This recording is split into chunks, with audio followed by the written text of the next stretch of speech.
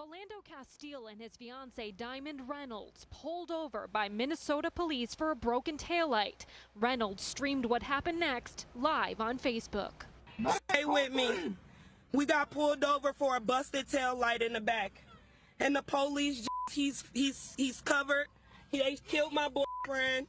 He's licensed. He's licensed to carry. He was trying to get out his ID and his wallet out his pocket, and he let the officer know that he had a firearm and he was reaching for his wallet, and the officer just shot him in his arm.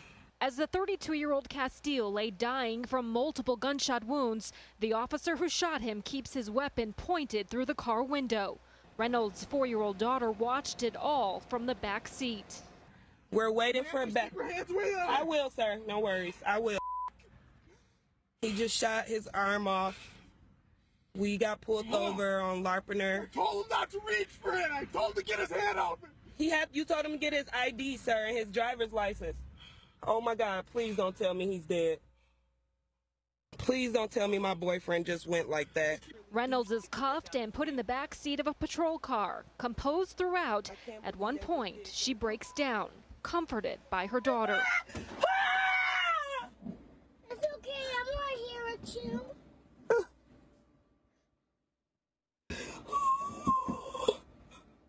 After being questioned by police, Reynolds spoke at a rally and criticized the responding officers.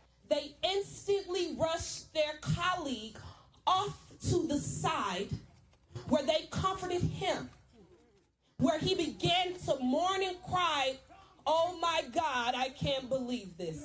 Just one day after another black man, Alton Sterling, was shot to death by police in Baton Rouge, Louisiana, people took to the streets, and Minnesota's governor called for a federal investigation into the shooting. Would this have happened if those passengers, the driver and the passenger, were white? I don't think it would have. So I'm forced to confront, and I think all of us in Minnesota are forced to confront, that this kind of racism exists. Speaking to CNN earlier today, Castile's mother, Valerie, was quietly outraged. We're being hunted every day.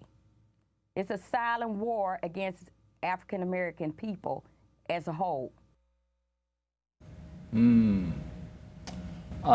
What's so shocking about this case is my daughter was just telling me that this guy specialized in, everybody knew him, he worked with the kids in school. He set up diets for young kids. So he was really a good spirit, and he was taken away from us like what you've just seen, murder on.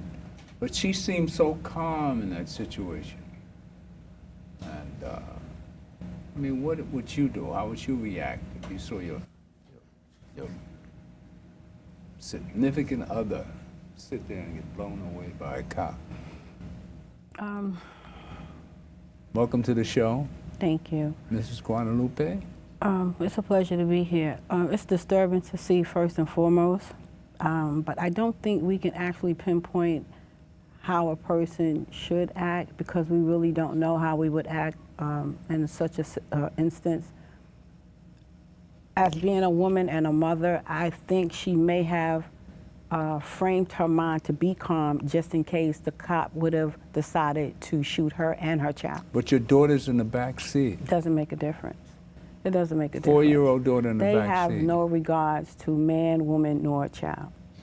Doesn't make a difference. Well, how is a man a danger?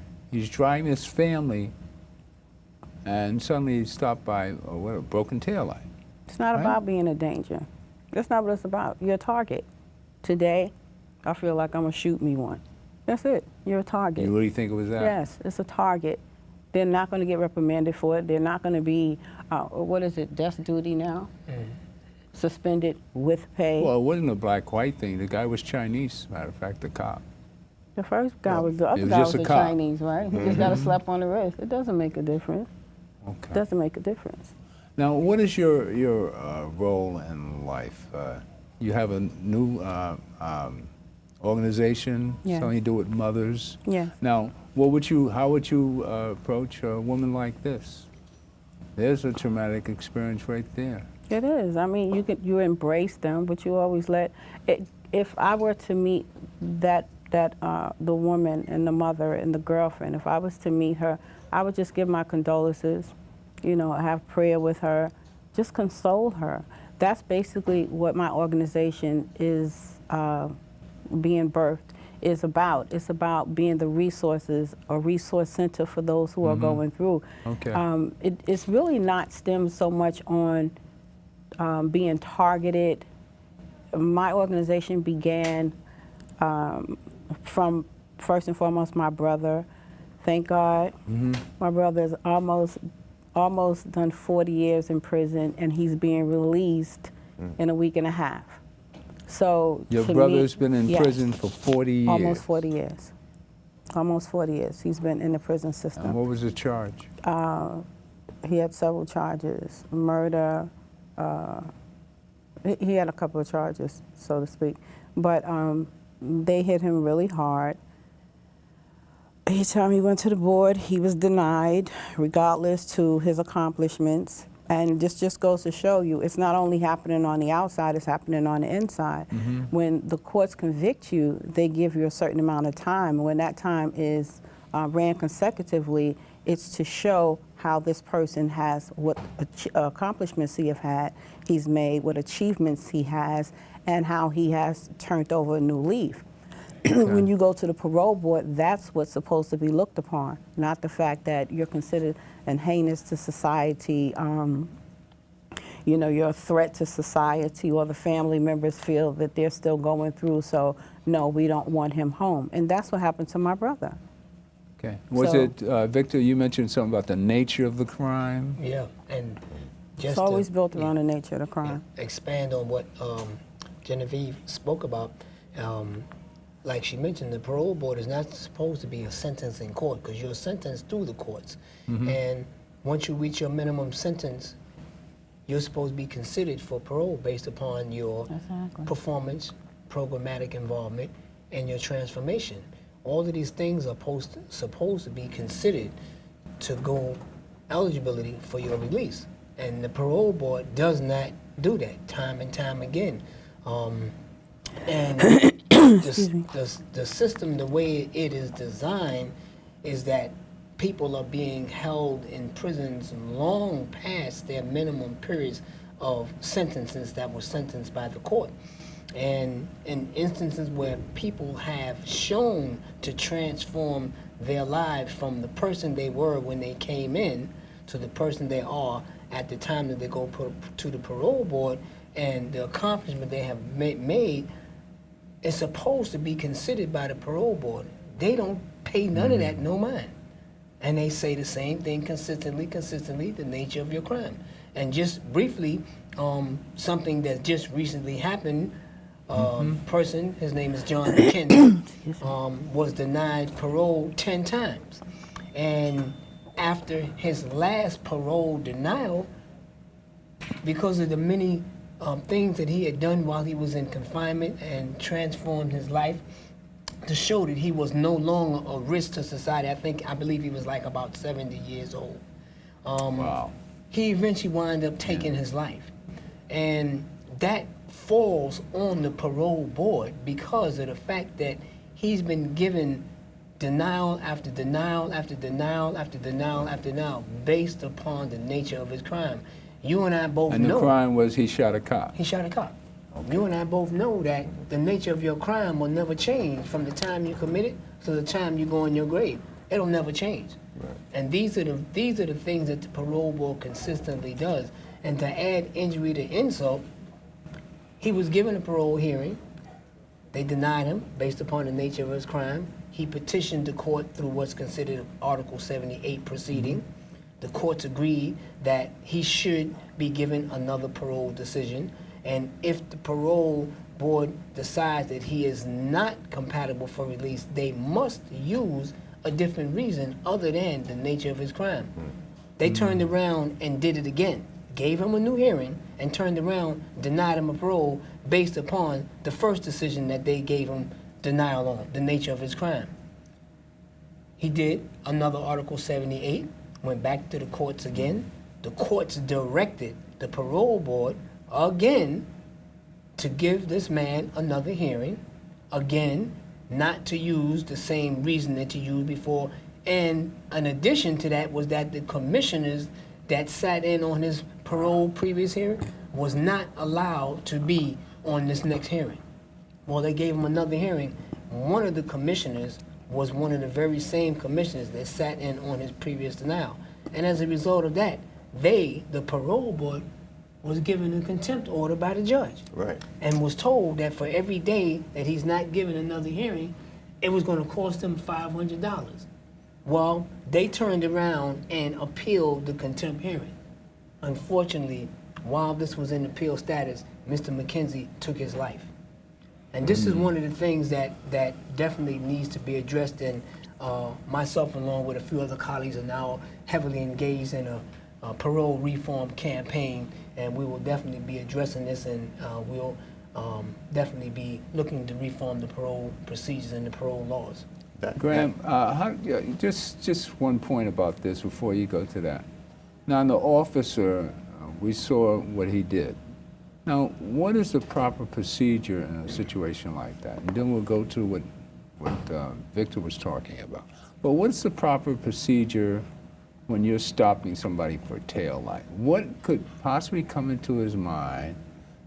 Fear for his life? He asks for the ID. The guy reaches for the ID, and he panics and shoots. I mean, just poorly trained. I mean, I don't think it's about the training. I think it's about the quality of the individual. Okay. There are a lot of cops out there that are scared. Okay. Giving a gun to a person that's scared is no different than putting a drunk But this behind man's the wheel of looking a at car. a man in his car with his wife and a kid in the back. He knows, as we know, he informed him, according to law, he informed him that he had a weapon. He was licensed to carry the weapon. I've done many gun stops in New York. I've done gun stops of individuals that turned out to be FBI agents, more than once, all right? If you're so scared for your life, you don't need to be in this profession. I agree. Don't need it. And I've had scenarios where people tried to kill me, people tried to shoot me, but fear is not a justification for killing somebody. The justification comes in, number one, a person is using deadly physical force against you or another individual. That's it. Stopping a car for a broken taillight, which everybody is broken taillight, right? They've tried that on me too, and I told them, yeah, right. No taillight is broken. But in this case, you stop somebody, he tells you he is armed, he's going to reach for his identification. Even if the guy tried to reach for the gun, you would see the gun before he could get it up and out to aim it at you, all right? Everything this cop did was wrong. Secondly, once you fire on somebody and injure them, you're required to give them first aid. Medical attention, exactly. All right? He has eliminated what he perceived to be the potential threat. He has neutralized the threat.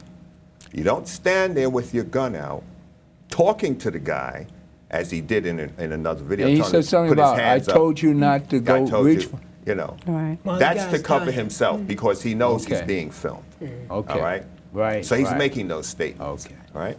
So the fact, and this is where the criminal, the biggest part of this criminal element here is in New York State, at least, is in the New York State legislature. Mm-hmm. They have written into law that a police officer only has to state that he was in fear for his life and that's why he fired.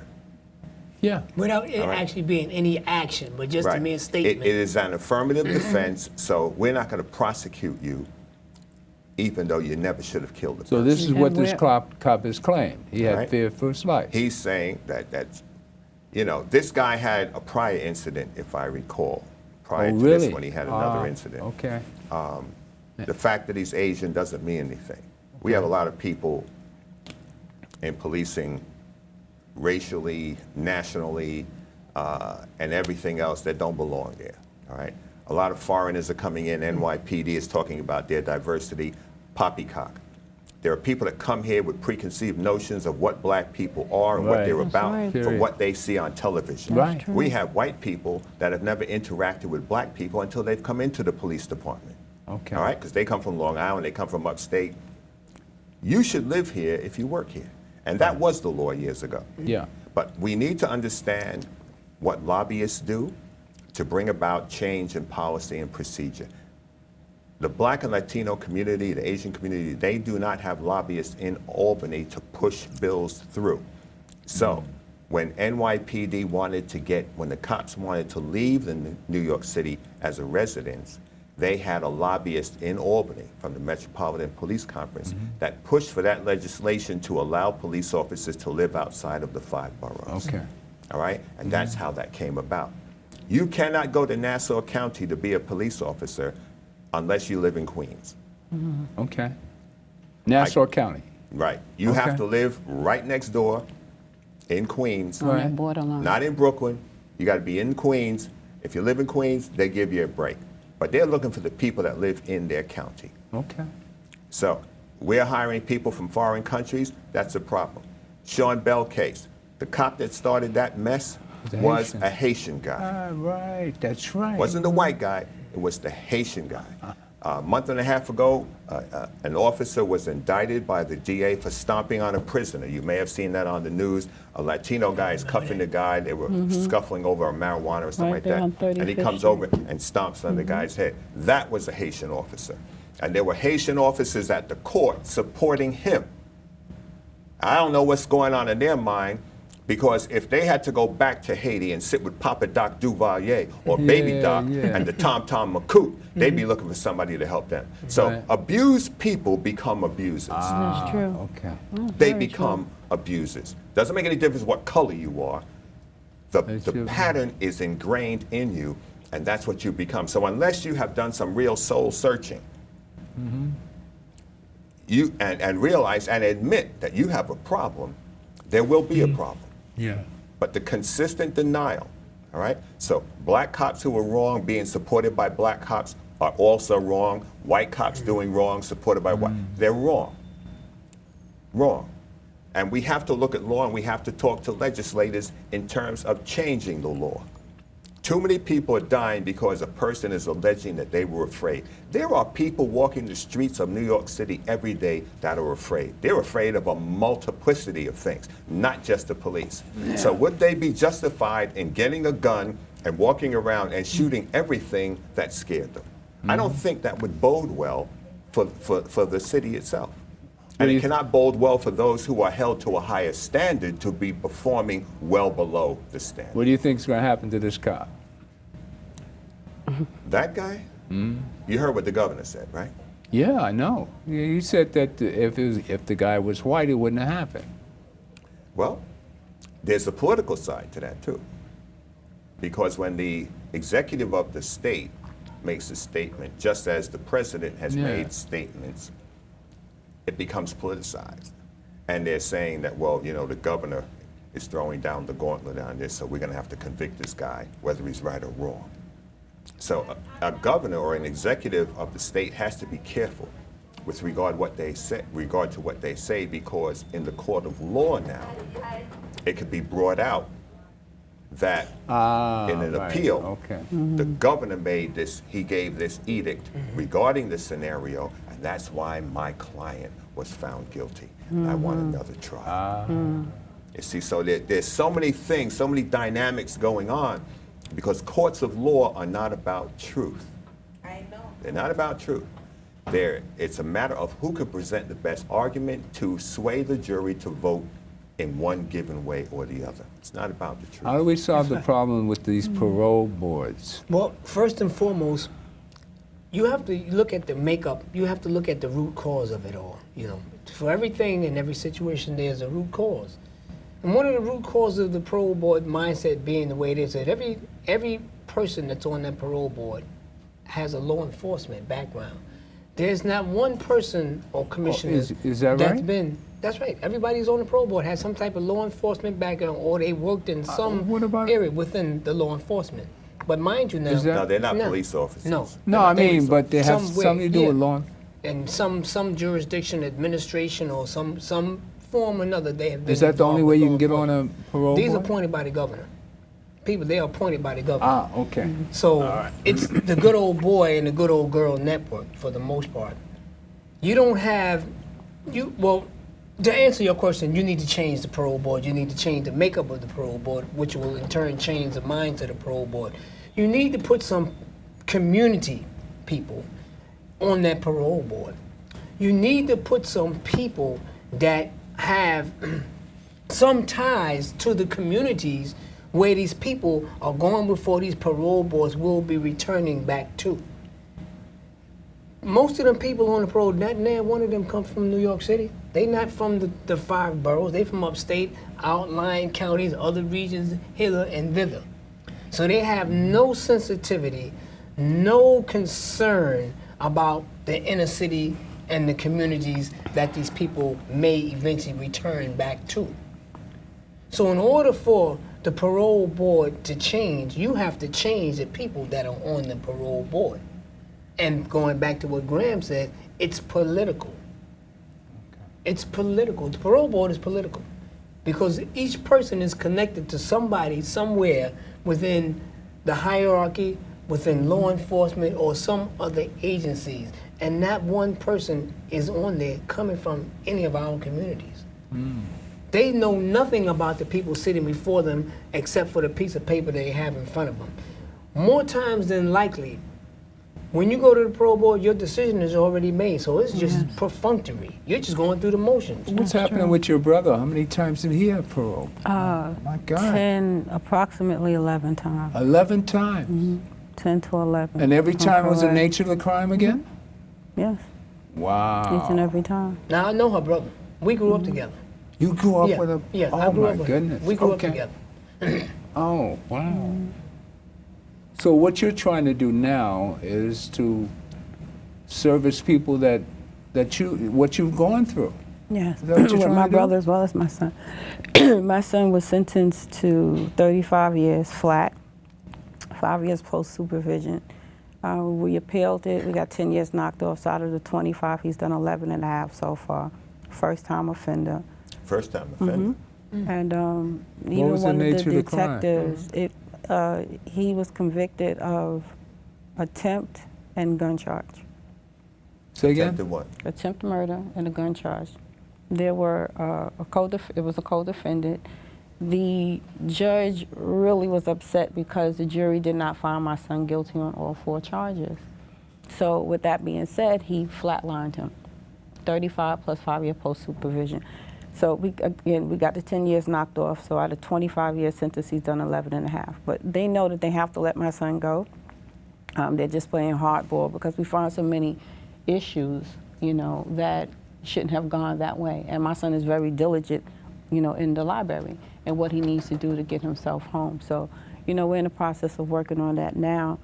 But again, what I'm looking to do and what's happening out here in the streets, to me, it stems to your children. I have a 5-year-old grandson. I hate the fact that I have to tell my grandchild, or how do I tell my grandchild, that you have to be afraid of the law, and the law is supposed to protect you. Oh, that's a conversation all black mothers should have with their kids. It's understandable. And fathers too, But when of you course. put yourself, when you look at your children, when you look at your grandchildren, they're innocent. They think everybody is. But that's the nature of being black in We America. understand that, but still, Innocence but listen to is what I'm universal. saying. We understand all of that, but still, I have to be able to break down to prepare my grandson for this. So when he's in the street, he doesn't know if, God forbid, a cop is going to shoot him, if he's going to get beat up by a cop. Like I said, they have no regards to man, woman, or child. They have no regards whatsoever. So this is really universal, some things that we have to do to make things change with the political parties, with ourselves. Guard our children as best we can so that they don't end up on their own, from their own doing, into the prison system, so that they won't be treated like heinous dogs. Like in Alabama, they're actually feeding them spoiled food. This makes no sense. That's inhumane. How do you do something like that? And they get away with it. I don't understand it. We have, I like what Chief Brown said down in Dallas. Get off the picket line and take the job. There you go. All right, I agree and that's with what that. I did. I agree with demonstrations. And they got 500 applications, didn't they? I'm sorry? But they got something like 500 applications. Yeah, and you know, I took the test. I had no intentions of being a cop. I just took the test for the heck of it. And as it turned out, when they called me, I was looking for a job, so I took it. Now, I realized that if I took the job, there's one less wacko that can get the job. All right? And our kids need to start thinking down the line, there is a problem, and the way you eradicate the problem is to infiltrate, be the Trojan horse, go in there and make the changes that are necessary. Yeah. A police officer has a lot of latitude in terms of what they can do. And if you take that job, you know, I've had kids that did things that give me your phone number, call the house. Mrs. Jones, I got your son here. This is what he's doing, all right? Blah, blah, blah. Put him on the phone, talk to his mother. You know, when he gets the attitude, I'm upside his head. That's right. You know, right there, Yeah. right? Now, I'm gonna send him home. It's now this time, make sure your butt is at your house, and I give the parent my phone number. All right? I wasn't into locking up kids. I lock up felons, that's what I do. Kids I send home, try to talk to the parent. I had one woman, she's telling me her son is in bed. I said, no, it's 1:30 in the morning, he's with me. She's telling me, you must just go to his bed and see if he's there. He's not there. Okay, he's here with me in Manhattan. Wow. All right? So what I could and could not do, when I can exercise my authority, if it was warranted, I exercised it. I didn't have a problem. And if I had to articulate why I did what I did, I could do that. All right? You cannot consistently complain and are not working on the solution. All right? Policy and procedure is set at a table. It's not set on a line somewhere in a demonstration. That's right. Yeah. We need people who can come inside, sit down, and discuss the matter and bring it to a head. Because truth hurts. It hurts. And people don't want to hear the truth. They don't want to be confronted with it, especially when they're found wrong. None of us like it, all right? But we have to ante up. So I'm telling all our young folks, you need to look into law enforcement, and you need to be going to school, period. Period. Right. All that street corner crap, that is for suckers, it's stupid, it's a waste of your time. And it has an expiration date. Definitely. And your homeboys are not going to be there 25, 30 years from now. If you needed a dime to get a cup of coffee, they're not going to be there. You need to get your education, all right? It's not about a hustle. You need to get an education. You don't necessarily have to go to college, but you have to have a skill, a technical skill or something whereby you can earn a decent living and take care of yourself. And don't be bringing any babies here that you can't take care of when you can't take care of yourself. Let's stop the nonsense. Let's get focused. Plan out what we want to do over the next 5 years of your life, next 10 years, the next 20 years, and find out, well, if you want to be a plumber, you need to go and find a plumber and ask him, how did you become a plumber? Don't talk some stupidness about, I have a dream of being this, that, and the other, and you're not working on it. You don't know anybody that does it, and you're just going from day to day talking about a dream. Your life will turn into a nightmare, all right? You have to be working towards the goal, and our kids don't set proper goals, or they set a goal that is beneath them. If you don't shoot for the stars, that's right. You know, you'll never can't hit a mountain. rise. You can't be aiming ground level. You have to aim above where you are. That's right. That's right. And I think that, like Graham pointed out, is that talking to our kids and showing them by example that, you know, we have to take a hand in this here. There has to be a shutoff valve, if you will. And it has to be a shutoff valve to this pipeline to prison, okay? Because our kids that are going into the system are getting younger and younger and younger and younger. And they're going in for longer and longer and longer. So they automatically are destroying our generations. That's right. Because now, never mind the people that's been in there for umpteen decades that are old, that are sick. Some of them don't even know that they there no more. They've been there so long. So never mind just that population in itself. But now here you come with the babies. You got the babies. I mean, these, 12, 13, 14-year-old kids. 30, 40, 50 years in prison. Is there And this is anything what they're that you doing. would say? Is there anything that you would say to your grandson that you perhaps didn't say to your son to get into the trouble he got into? In hindsight? No, because I raised my kids, especially my son, to be very productive. Okay. They make choices in life. Right. Right. With my grandson, I see a lot of my son in my grandson. Oh boy. As far as my son is very intelligent, he articulates extremely well. There's a lot of good things I could say about my son. He just got caught up in something that he had no business being into for whatever reason. It could be didn't have his father around. Still is a poor excuse to me. It plays a role in it, but it doesn't stop you from doing what you need to do. Right. You know what I'm saying? So I'm basically helping my daughter raise her son the same way. You are to be a man. Like I tell him every time I speak to him, who are you? I'm a king, Grandma. That's right. That's who you are. Okay. You are a warrior. You need to know that if anybody say anything different, you need to be able to stand up for yourself. Okay. My motto, martial arts and swim. Right. Swim, kick ass. Excuse my French. After that, you can go wherever you want to go. Right. Be a man. Right. Be respectable. You do not disrespect women. Amen. Even in class, like a little girl had pushed him, and he wouldn't push it back. Now I ain't gonna lie, I wanted, That's my right. grandbaby, but I taught him differently. You know what I'm saying? So and now I'm to a point where I'm teaching him a little bit of martial arts, but I'm just teaching him to be able to reframe a person if need be. Okay. His intellect, he's into so many different things. He watches the Children's Chop, the food channel. Look, Grandma, I need to know these ingredients. I need to know, what did he say to me? It's not the seasoning, it's the ingredients you need to know. So I'm watching him and I'm seeing the things that he wants to do. How old is he? He's 5. And yesterday I just got another letter in the mail. This is the 8th charter school that has accepted my son, my grandbaby. excellent. And he knows math, he can read, all of that. But I just have to now, my daughter and I have to get him prepared for this ugly monster that's out here, society. And I'm not gonna lie, it's fearful. I have to do it, but it's fearful. Don't concentrate on the negative. That's right. How do you not, though? Well,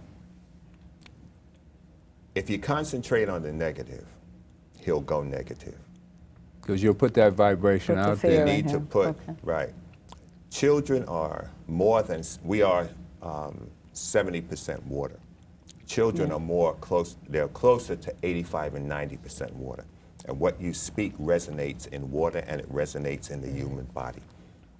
Speak the positive, speak the affirming, give him affirmations just as you gave him. He's a king, this, that, and the other. Because if you have him dwell on the negatives, that's when the fear will come in. You're right. Sure. At age 5, he's not interacting with the police, right? But as I watched the situation in Alabama or Mississippi in the 50s as a child before I went to school, I'm watching the news about what was going on with Bull Connor and whatnot down there. You look at it, you process it to some degree, but you're still a kid. So they Allow don't get him the to be full, that right. child. Allow him to be inquisitive. If the question comes, you give him an answer, but you can bring it down a notch. What about the 4-year-old in the car? Well, you see, that was a tragedy in and of itself because that is beyond abnormal. For a child to witness a heinous act of that nature, Her father being killed. it will have an And impact upon her. I'm exactly talking with a for fellow life, in right. Brooklyn. His father was killed by a police officer 13 years ago now. His father died a couple months before he was born. He's never seen his father. So he's trying to process and get through that, and he's very depressed. But your son will be out. His father will be back in his presence. But the thing is, the positive things he needs to focus on because he is going to live his life, not his father's life, not his grandfather's life, he's going to live his life. And these things that he's doing now, culinary arts and all of that. You don't know where he is looking to go. Pick it up. But let him know that he has the opportunity to pursue. Right. And more than one. He has that opportunity. Right. Don't worry about the police. All right? Holder was at a dinner with Reverend Sharpton up at Nan a year ago, or 2 years ago. Attorney General Holder said, I had to sit down with my son and talk to him about what to do and stop by. I'm the Attorney General, and I have a concern for my son because he's not always with me. So yes, it has to be done, but not at age 5. And if he sees something on television, well, you know, son, there are some good cops and there are some bad cops. Some of your friends are nice to you, right? And some of them are not nice to you, you know? And that goes with everybody. In every profession, in the community, it's just a part of life, son. Do you think it'll ever get back to the days, you know, when I was coming up in the 50s, you know, I was more afraid of my father than I was of the cops, you know. I remember I got caught shoplifting and scared to go home. And the cop said, he had to call, no, I was with a gang of guys and they robbed a pocketbook. I'm sitting there at the precinct. You took a pocketbook from a lady? No, I didn't. One of the guys in the gang. Yeah, I remember a bunch of guys. That's a no. And my father, they had to call my father. Said, whatever you do. Yeah, I had nothing to do with it. Don't call my father. But I was scared to death of him. I mean, a lot of fathers not in the house. But I mean, in my own personal experience, I wasn't afraid of cops. I was afraid of my father.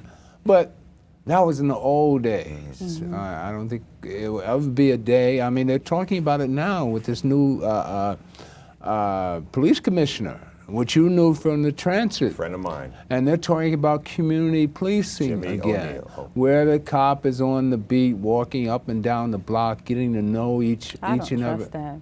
Why? I don't, because we have community policing. No, that's what we need. But we that's have exactly that what we on need. 139th and Lennox Avenue.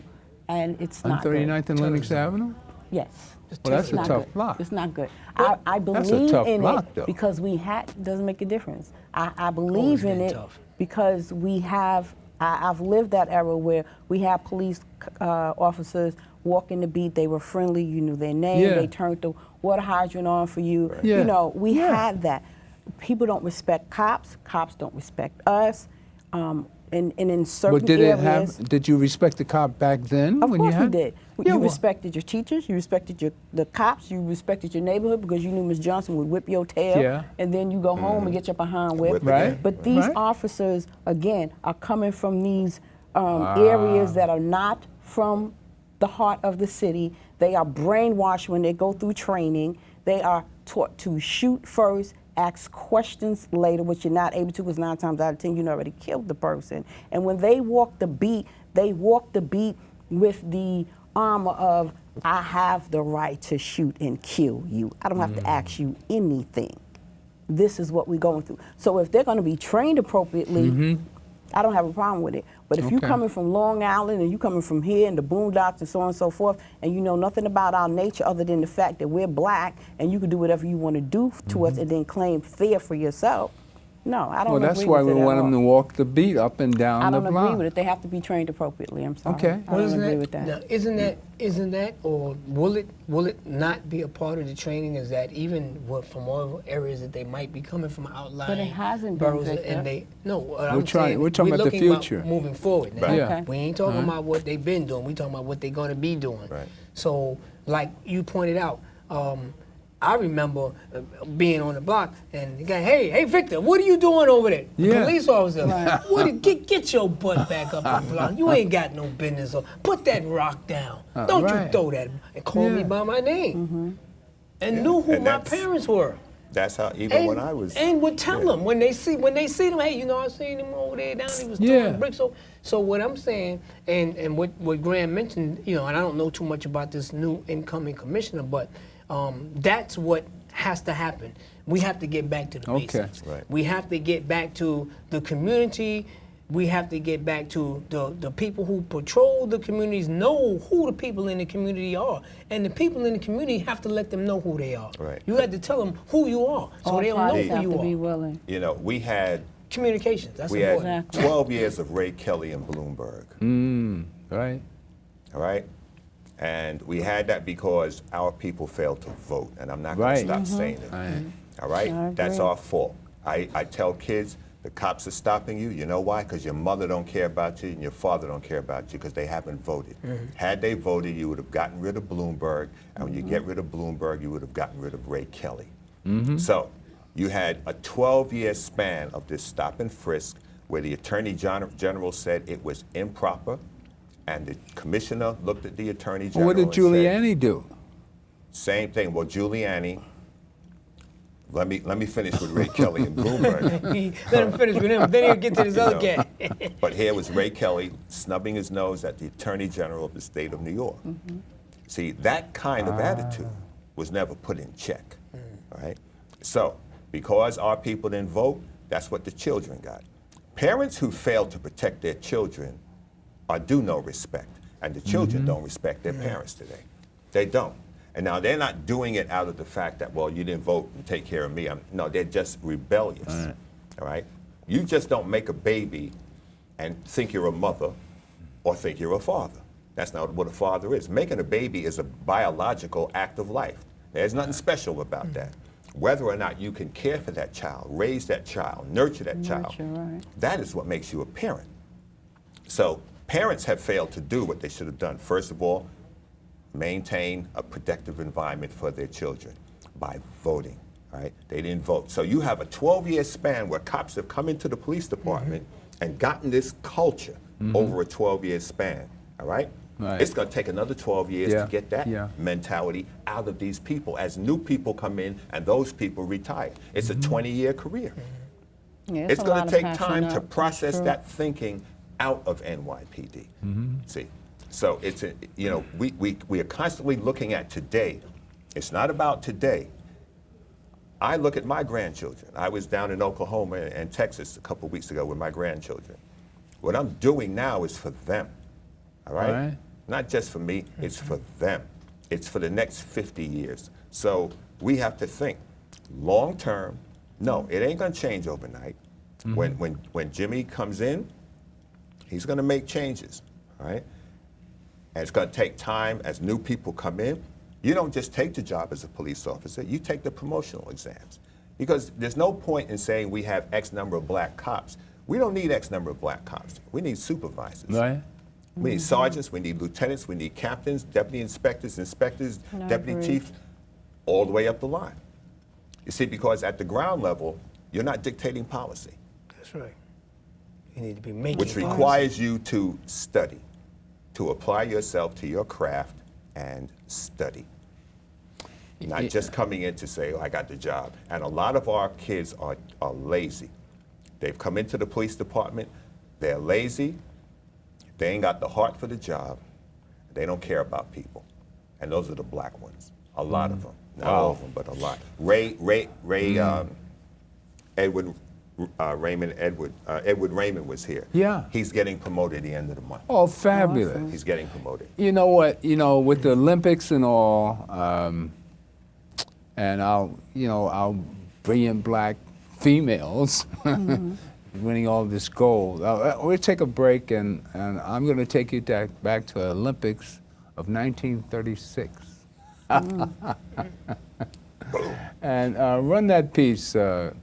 Graham reminded me that there were 17 other 18. black people 17 others, right. other than Jesse Owens in the 1936 Olympics in front of Hitler.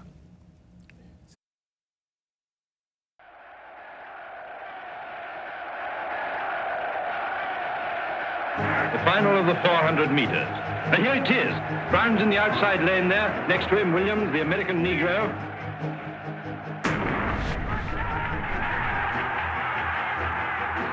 Brown's going well, but he's leaving it too late. That Negro's dangerous. Going into the bend. Williams will drive it home before they get into the straight. Brown's got to fight for it now. The Negro's got him. 20 yards from the straight. Williams is ahead. He's going away. Brown looks beaten. There's Roberts and Laval on the inside. Laval's going strong. Roberts is challenging him, but Williams leads. He'll do it. No, look. Brown sprinting.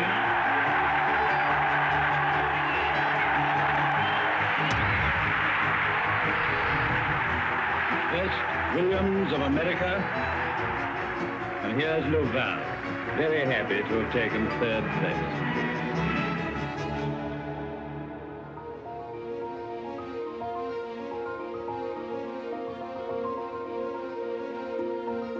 This is one of the great tragedies of the story you tell, is you have 17, 18 athletes here who were on the world stage.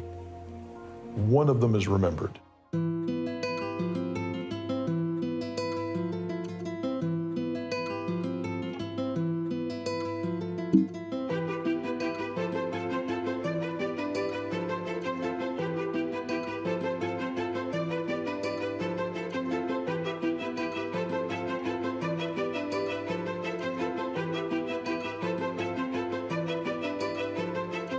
By the time 36 came around, people began to understand who Hitler was and what his goals were. It was an opportunity on the world stage to disprove white supremacy.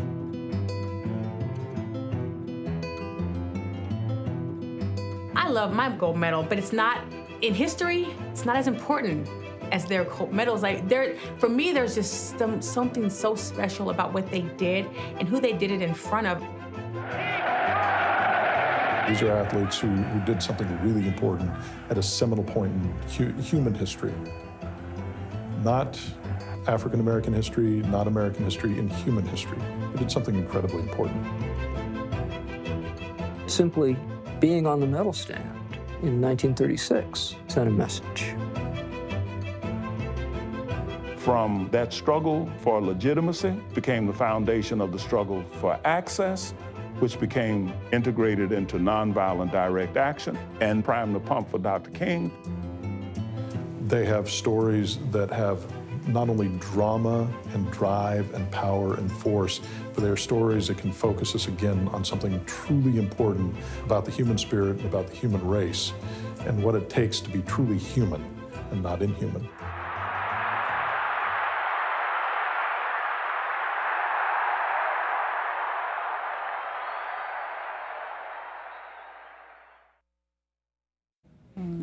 Now, the reason why I played that is that it seems like throughout our history, we've managed to overcome all odds. Now, imagine this is Hitler's Olympics, where 1936, I mean, we were thought of as what? You can imagine. Now, I see another Hitler booming up in our political scene, Donald Trump. But I don't think he'll make it. But I'm surprised at how many people want to see him make it. Just to see them upset the apple cart. Now, what do you think's going to happen? Well, don't even in think. particular, I don't think it'll happen. But what do you think's going to happen to the justice system then? There'll really be no justice. You imagine what he would do with police officers and what kind of onslaught we'd be under. It would be. I mean, it wouldn't be fun. That's for sure. Think of the Supreme Court too, because that's something people are sleeping on. That's right, and the Supreme Court. There are Supreme Court appointments That's right. that are to be made. One seat is open. That's right. And there will be other vacancies over the next few years. So it's a frightening. That's critical. That's right, because he will nominate who he wants to go into the court system. It's a frightening thought. Just think that. And we would have an American Hitler.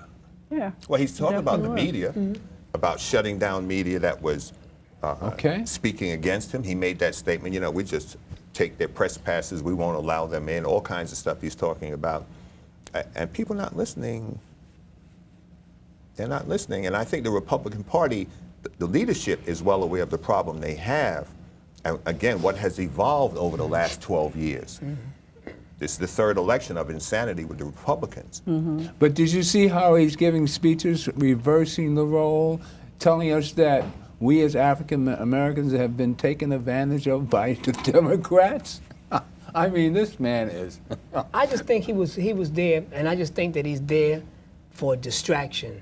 And there are some powers unseen and unknown they've spoken that's about that. behind That's him right. why he is there. That's right. Not because he's meant to win, but he's there for another reason. He's serving more than a purpose, just under that he's running for You the think the presidency. Democrats got him in there? No. You think it's a Democratic plot, huh? No, there ain't no Democratic parties. But it's other forces at hand here, and I think it's more to it than just meets the eye. Why he's there, and I always know he was a distraction. Why would you suppose black people would go along with this and say, yeah, let's get him in there, let him have it? You want me to? I'm just asking. I'm just saying. What I hear. What are they saying? Come on, what's the scuttlebutt? Let him in there so we can do what? They say we need a change, but he ain't the kind of change we need. Nope. Not at all. We do need a change, but he's definitely not the change that we need. And I just think that, I mean, it's just it's a frightening thought to me to think of him as winning the presidency. Well, you and got then what would Hillary happen after that? Yeah, well, you got Hillary on the other hand. Graham's one of the people that share the resentment of what Bill did. From Gimme in the Congo, and a woman talked to me today about all the money that was siphoned off by the Clinton Foundation from the donations going to Haiti. There's a lot of resentment there. But to go there with the alternative of Trump? He is not an alternative. Nobody said he was an alternative. But what do we got two choices. We need to get to the point where we're not willing to accept the lesser of two evils. But that's not the case, sir. That's la-la land. I mean, we got an election November 8th this year. One of those two people are going to be in the White House. Road. Well, we got to deal with this first one. The road. If Trump gets in there, we're really in trouble. We can't find ourselves in a situation like this again, and not necessarily relying on the Democratic Party. We won't because survive neither of these parties has served black people well. Black people will not survive Neither a Trump has served black people presidency. well. The Republican Party was the party of emancipation. The Democratic Party was the party of slavery. They switched roles, right? They switched roles where the Republicans became the adversary of black people and the Democrats became the defenders of black people. And even at that, FDR was a racist, a bigot, a Democrat who didn't care about black people. It was Democrats that prevented us from going to school, going to college in the 50s. It was Democrats. His but it was a wife Democratic. cared everything about black his people. wife was not the president. But his wife got Tuskegee Airmen. His wife. All right? His wife had a was lot not, to do with the. When you have a war, you need every man you can get. And that's why they opened up Montford Point and let Negroes join the Marines, but they could not train in Camp Lejeune. They had to train across the bay in Montford Point. And they had to build the base themselves. They had to cut the trees and build the buildings on their own they base. were good builders, you know? Yeah, you're talking all right. You see? They built the White House, remember? Both parties have been performed a dissert. Thank God for Adam Clayton Powell, who pushed Johnson and forced Johnson to sign the Voting Rights Act of 1965. It was Johnson. Not Johnson, it was Adam Clayton Powell. Unfortunately, we don't have anybody like Adam Clayton Powell in the Congress. Then again, can you imagine Giuliani being the Attorney General of America? Well, you saw what the statement he made about terrorism. But that's what I mean. You think if Trump became president, Giuliani would be the Attorney General? Well, that's the insanity. And what are they going to make a gangster across the river? The big guy. What's his name? Close the bridge. Close the bridge. Huh? What's his name? Someone Christie. Christie. Yeah. Well, I just think that, you know, I mean, Secretary of State. These are some critical times, and in all reality, even though we can laugh, this ain't no joke. We are under attack from all sides. We've been under attack from all sides. Yeah. So, I mean, it's time for, it needs to be an evolution and a revolution. You got to put them both together. Now, mind you, I'm not advocating for armed revolution. Let me be clear on that right now. Just vote. That should handle it anyway. No, we ain't got enough arms for none of that. That's But right. I'm saying there needs to be an evolution and a revolution. And I'm saying that we, as a people, especially, and we talk about our kids, because that's next. They next. We do, like Graham said, he ain't doing what he doing for himself. He doing what he doing for the next generation.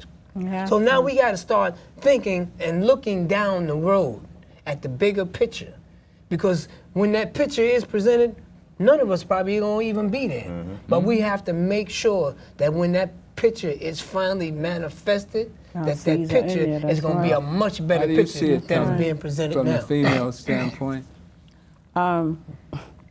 Hopefully he does not get in office, because like I say, it's going to be a slaughterhouse. I think they kill him before they let him in the Well, White House. no, I can't. Let me not say what I was going to say. Oh, that's what you were going to say? Okay. I'm going to refrain. He beat you to the punch on that one. I'm going to refrain from that. It's going to be a slaughter. My mother always stipulated that if we want change, we need to make change. If we hit them in their pockets, things will change. A revolutionary war does not have to be arms, as Victor was stipulating. Amen. We can do things, one, like Mr. Graham said, we need to vote. Amen. The proudest thing was to see people come out the woodwork for President Obama. Amen. That was history. You know, for our future, for our generational seeds, we need to vote. We need to, if we take a week or 2 weeks and walk to work, carpool to work, bike it to work, do anything other than cha-ching in their pockets, we will make change. Change will begin. We need to have community meetings again. No one goes out to the community forums. Nobody has time. This is a microwavable world, and no one is concerned about the neighbor. We're not even concerned about ourselves. We're not. All we know is we have to punch that clock. It's just a modernistic slave mentality that we ourselves have to break. And I'm first and foremost, prayer takes care of everything. What's the name of your organization? Mothers Cry for Help. Mothers Cry She's for up and Help. running. The website should be up by next week. I want to thank you for coming today. Thank you. It's been a joy. And I appreciate hopefully we've affected some of the people out there, and perhaps your website, you haven't made it yet, but Mothers, we'll talk again. Okay. And I'm dying to see your son when he comes out. Thank you. He will be. That's great. Very shortly, he will be. I believe that totally. That's great. Yeah. That's great. He All right, will well, be. thank you for coming. Thank this you. has been a Gilchrist Experience, and hopefully we can deny Trump the American Hitler role. Right? We laugh about it. Damn, man, that'd be a hell of a show. Huh? And the God in me loves the God in you, and stay tuned for more of the Gilchrist Experience without Trump as president. That's for sure. We wouldn't want them to make that mistake. Wow. Not at all. Wouldn't want that mistake to Power happen. to the people. That's right. Oh, And the thought. That's the thought of that is frightening. I mean, the we're going to thought- erase that thought. Amen. Yeah, just the thought of him actually